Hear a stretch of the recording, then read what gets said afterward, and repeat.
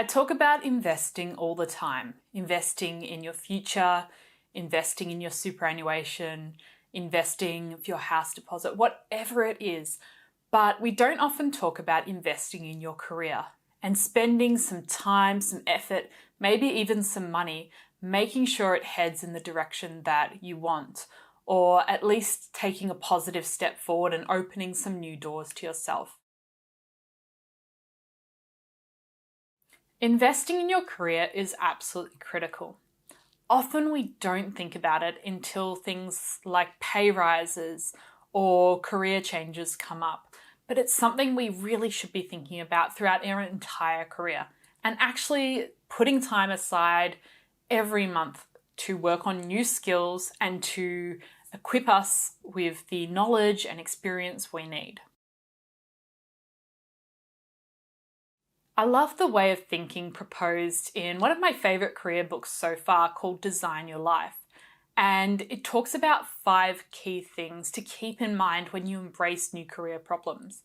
And that is, be curious, try new things, reframe your problems, know it's a process, and ask for help.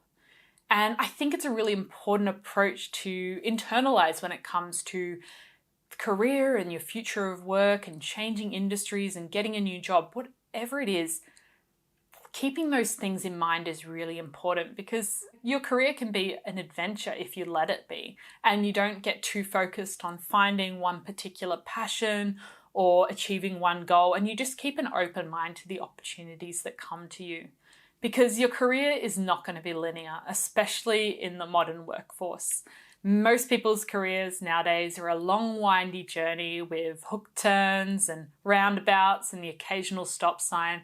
And sometimes you'll hit a hard no and you might have to change direction, and that's okay. And I think if we go in with a mindset where we're happy to embrace challenges, we're happy to accept problems and work on them, and that's really what employers want to see. Employers want to see that you're adaptable, that you can quickly learn and apply new skills, and that you're resilient when things pop up that you don't know how to deal with. When it comes to investing in your career, you really need to set time to learn things like how to negotiate, how to ask for a pay rise, how to not only invest your money, but what is the best way to use your time wisely. You need to think about upskilling yourself, making sure you're prepared for the next iteration of your job. You've got to be prepared for those changes that you don't even know are coming, and really making yourself resilient and future-proof so you can take advantage of whatever challenge comes your way. So not only do you need to invest in yourself and your financial future, but you really need to think about investing in your career. There's a whole range of different ways that you can think about investing in your career, but one of the ways I like to think about it is curating your own personal development plan.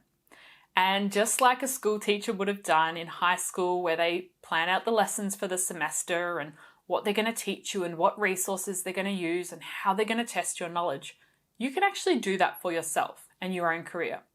And it's all about identifying what are the skills you need in your current job, what are the skills you need for the job the next level up, if you're thinking about a promotion in the near future.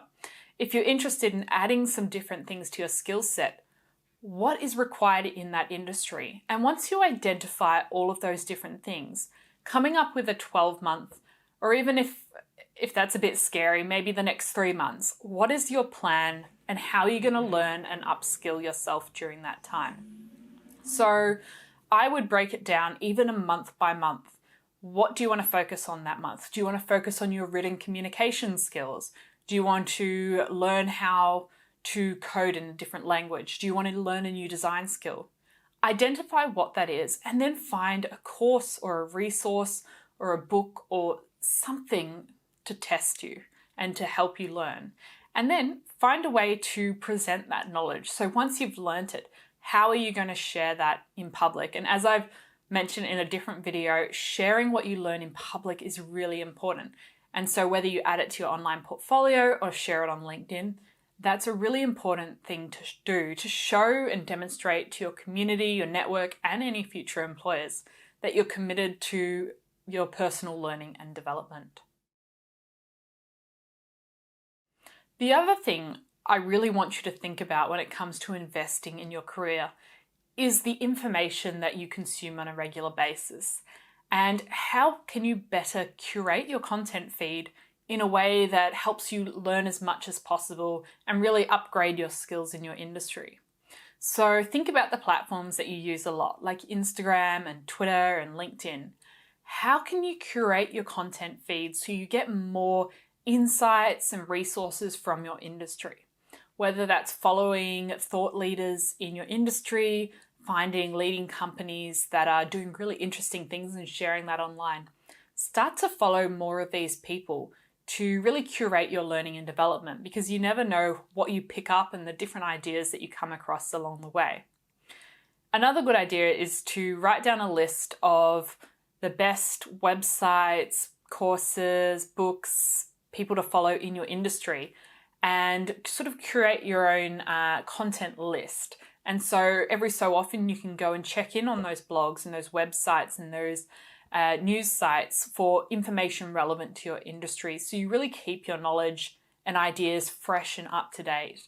And not only does that help you with your future career planning, but it may give you an idea that you need to work on that project in your day job. When you've got this content feed, this can also help flow into your personal development plan, because you may come across resources and tools you use that can help you upskill in your current industry. To really thrive and survive in the modern workforce where things keep changing constantly, you need to approach your career with curiosity. You need to focus on problem-solving skills. You need to be resilient, and you need to embrace the changes that are coming your way, because change is coming whether you like it or not. And it's how you deal with it and how you embrace it that is really going to set you apart in your industry. So we've included a PDF download in this topic as well. So you'll be able to download this document, which will give you a basic template of what your 12-month personal development plan could look like. And I really encourage you to sit down, spend an afternoon working through this and making it your own.